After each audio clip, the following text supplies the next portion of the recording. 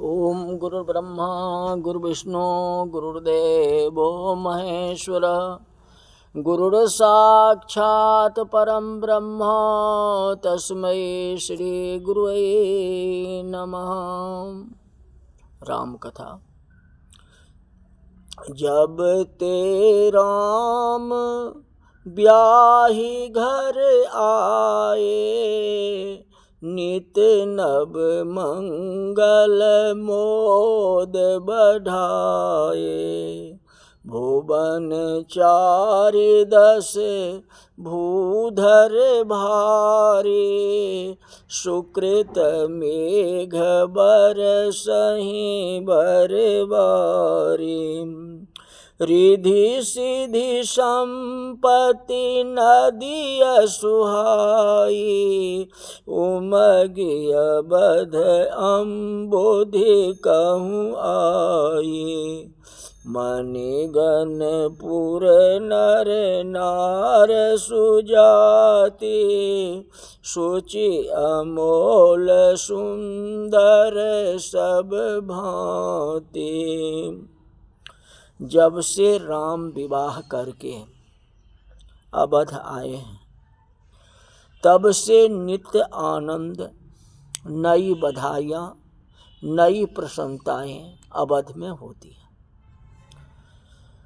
तुलसीदास जी कहते हैं, विश्व के रिद्धि सिद्धि की नदियाँ दौड़कर अवध के सागर में बहने लगी। सरजू में अमृत बहने लगा। वनस्पति में जैसे सदा बसंत हो, ऐसा सुख में और प्रसन्न जीवन लगता है। कोई चिंता नहीं है, कोई दुख नहीं है। पर तुलसीदास जी सुख का वर्णन करने के बाद एकदम मोड़ लेते हैं। यह एक विभिन्न ही मोड़ है, लेना नहीं चाहिए, लेकिन विभिन्न मोड़ लेना पड़ता है इनको, क्योंकि इसका महत्व जनजीवन में बहुत है। हम सबके जीवन में यह मोड़ आता है। राम कथा तो अपनी कथा है, राम द्वारा ही अपना जीवन देखना है। केवल भाषा बदल गई है। वह त्रेता युग था जिसमें भगवान राम का अवतार हुआ था, और यह कलयुग है।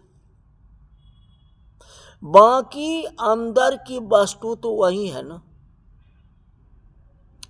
सितारों ने कहा सारा गगन बदल गया, हर बुलबुलों ने कहा सारा चमन बदल गया। तो एक फकीर ने कहा कुछ नहीं बदला, अब मुर्दा वहीं का वहीं है, सिर्फ कफन बदल गया। जीवन वही है। वह त्रेता युग था और अभी कलयुग है। उस समय लोग बिना सिले हुए कपड़े पहनते थे और आज सिले हुए कपड़े पहनते हैं। पहले खराव पहनते थे, आज बूट पहनते हैं। भीतर का जीवन वही है जो पहले था। अयोध्या में इतनी समृद्धि, अयोध्या में इतनी सुख है। तुलसीदास जी कहते हैं, जो अवध में किसी व्यक्ति से पूछोगे जो तृप्त हो, शांत हो। पहले पूछते थे तो कहते थे कि हमारे महाराज के यहाँ पुत्र नहीं है। एक नहीं 4 पुत्र की उत्पत्ति हुई है। फिर पूछा कि अब शांति है, तो बोले कि अभी यज्ञों पवित्र संस्कार हो तो कुछ कह सकते हैं। यज्ञोपवीत का बड़ा आयोजन किया गया, बड़ा उत्सव मनाया गया। फिर पूछा कि अब आपकी कोई इच्छा? तो उन्होंने कहा कि चारों का विवाह हो जाए। विवाह हो गया। फिर पूछा कि और कोई इच्छा है? तो भगवान राम की राजगद्दी हो जाए। त्रेता युग हो या कल युग, मूल रूप में इस बात में आप नहीं डूबे। आप गिरनार पर्वत पर चढ़ोगे तो ख्याल आएगा, जो गिरनार की चोटी पर जाओगे तो आपको लगेगा इसके पीछे कुछ है ही नहीं। पहले तो मन में आता है ये जाके देखें पर्वत पर बहुत कुछ होगा, और वहाँ जाके देखोगे तो कुछ भी नहीं। आप सोचो मैदान ही होगा, मैदान कहाँ दिखाई पड़ेगा? वहाँ शिखर पर तो केवल चोटी ही दिखाई पड़ेंगे ना। अंबाजी की चोटी पर उधर जाने पर यही विश्वास होगा कि मैदान होगा, पर पहुंचने पर जो है गोरखनाथ का शिखर दिखाई देगा। इसी प्रकार जीवन में आप कहेंगे जो बस अब मुझे कोई मुसीबत नहीं है। जैसे गए तो दूसरा शिखर दिखाई दिया, जैसे पर्वतमाला का अंत ही नहीं है, एक के बाद एक आते हैं, उसी प्रकार हमारा जीवन है। ऐसे ही फिर ऐसा हो, फिर ऐसा हो, उसमें ही लगे रहते हैं। किसी भी बुजुर्ग को आप कहो कि अब राम का नाम ले लो ना, तो कहेगा जो लड़के का विवाह कर दूं, घर में पुत्र वधू आ जाए, फिर माला फेर लूंगा। लड़के का विवाह हुआ, पुत्र वधू घर आई, तो कोई कहे कि अब निवृत्त हो जाओ, तो अब तो हो गया, बहू भी आ गई, तो कहेगा अब संसारी के लिए जीना है। लड़के की यहाँ तो पुत्र हो तो देख करके जाऊं ना, पहले पुत्र को देख करके जाऊं। उसके यहाँ पुत्र आए, पोता कहलाए, कहते दादा बहुत आनंद उठा लिया, अब तो पोता देख लिया, अब कुछ बाकी है? वो कहेगा मेरा लड़का भले ही पिता बन गया हो, मेरे लिए तो बच्चा ही है ना। हाँ, संभालेगा या नहीं संभालेगा? पोते की सगाई कर दूं, कम से कम सगाई तो करके जाऊं, फिर भजन कर लूंगा। सगाई हो गई तो कहेगा अब उसका विवाह भी हो जाए, और मैं 3 पीढ़ी को देख करके जाऊं तो शांति होगी, नहीं तो मन में लगा रहेगा, है कि नहीं? पोते का विवाह हुआ, उसकी पत्नी आई, फिर कोई पूछे कि दादा बहुत आनंद ले लिया, अब तो राम का भजन कर लो, तो फिर कहेगा पोते का भी पुत्र हो जाए, मतलब पर पोता को देख लो। अंत है ही न, बेटा हुआ, पोता हुआ, पर पोता हुआ, यह जीवन ऐसे ही चला जाएगा। अब पोते के यहाँ चल बसे, दादा ही पुत्र का जन्म लेकर के आ सकते हैं।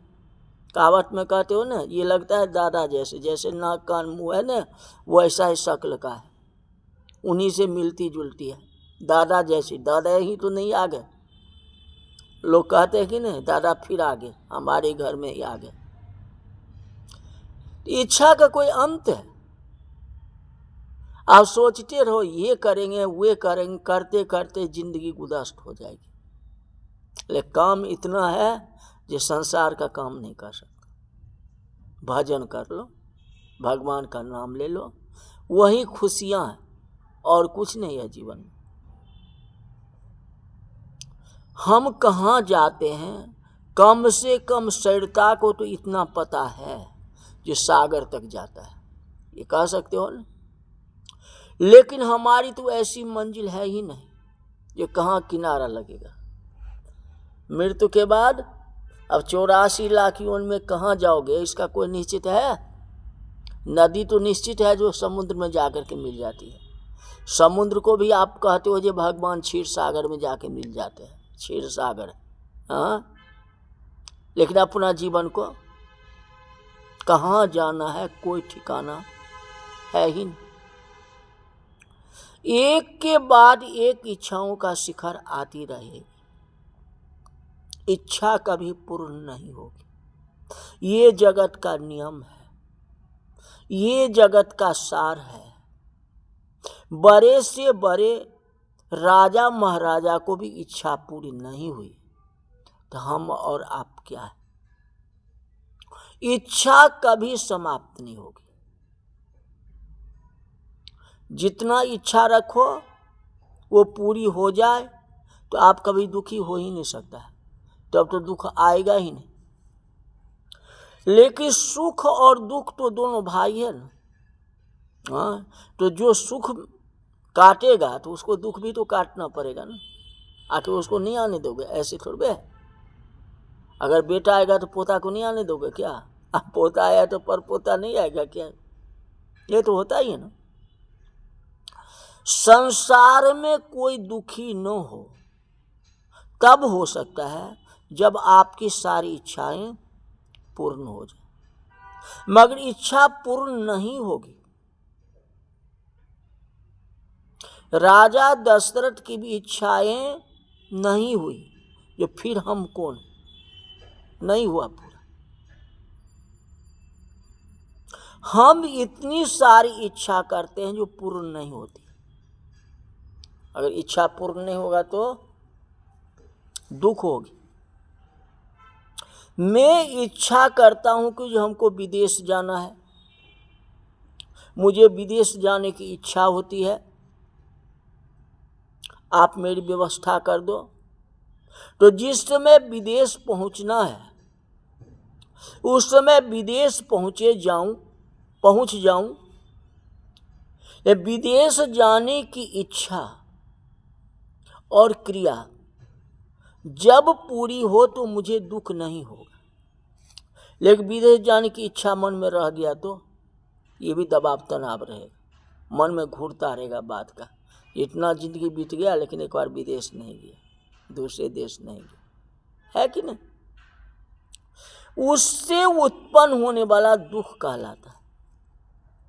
हमारा उपनिषद ने ज्ञान सिखाया, उन उपनिषद को मैं प्रार्थना करता हूँ, सिर झुकाता हूँ।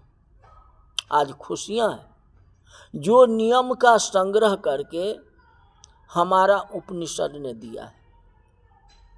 उपनिषद में कहा कि दुख की माता जो है इच्छा है। जितनी इच्छा होगी उतना ही दुख होगा। कई लोग आजकल के समय के अनुसार दलील करते हैं, व्यक्ति इच्छा ही न करे तो प्रगति रुक जाएगी। व्यक्ति इच्छा करे तो कुछ प्राप्त कर सकता है, अब प्राप्त न करे पर विकास न हो तो इच्छा ही क्यों करे? तुलसीदास जी ने इसका समाधान किया, इच्छा अपनी क्रिया की मर्यादा में होना चाहिए। भगवान जितना संपत्ति दिए हैं उसी में इच्छा करो, उसी में सब कुछ हो। उससे ज्यादा फिजूल जो है इच्छा मत करो। आपने इच्छा किया 10,000 रुपया का महीना मुझे मिल जाए, जबकि मिलना नहीं है। मान लो 10,000 रुपया मिल जाए, मिल गया वेतन आपका, उससे आपने मकान बना लिया, रहन सहन, बेडरूम इधर उधर जितना होता है सब, पलंग तोशक सब कर लिया, दरवाजे लगा लिए। अब दरवाजे में तो ताला लगाओगे ना, ताला भी लगा दिया, ठीक है। लेकिन अगर आपकी चाबी गुम हो गई तो, या कोई चाबी लेकर के विदेश चला जाए या किसी गांव में चला जाए तो घर किस काम का? अब वहां से आपको लाने के लिए जाना तो पड़ेगा ना चाबी।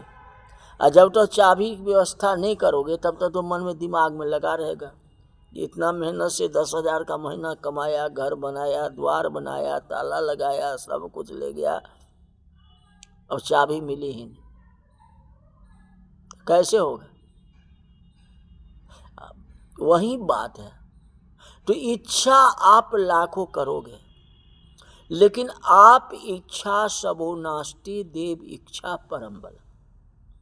अपनी इच्छा से कुछ भी नहीं होता, जो लिखा होगा वही होगा, उसके बीच में नहीं। राजा दशरथ जी को वियोग सहना था, पुत्र वियोग सहना था, तो किसी न किसी रूप से मंथरा को खड़ा करके या कैकेयी को खड़ा करके जो है राजगद्दी को बिगाड़ दी। इतनी खुशियां चल रही है, बीच में आकर वो आके बिगाड़ देगी, कैकेयी की जिभा पर बैठ जाएगी। हाँ, आगे क्या होगा जानते ही हो। तो क्या हुआ, इच्छा कौन सी का, बेटा हो जाए, उसकी शादी हो जाए, मुंडन हो जाए, जनेऊ हो जाए, पोता हो जाए, परपोता हो जाए। ऐसे जब इतने बड़े राजा दशरथ जी की इच्छा पूरी नहीं हुई तो हम और आप क्या है? जब रावण की इच्छा पूरा नहीं हुआ तो और क्या है? तो बड़े बड़े राजा महाराजा किसी को देख लो, तो इच्छा नहीं करनी चाहिए, इच्छा को मार करके रखो, तब जो है जनजीवन में सफल हो सकते हो। बोल वृंदावन बिहारी लाल की जय।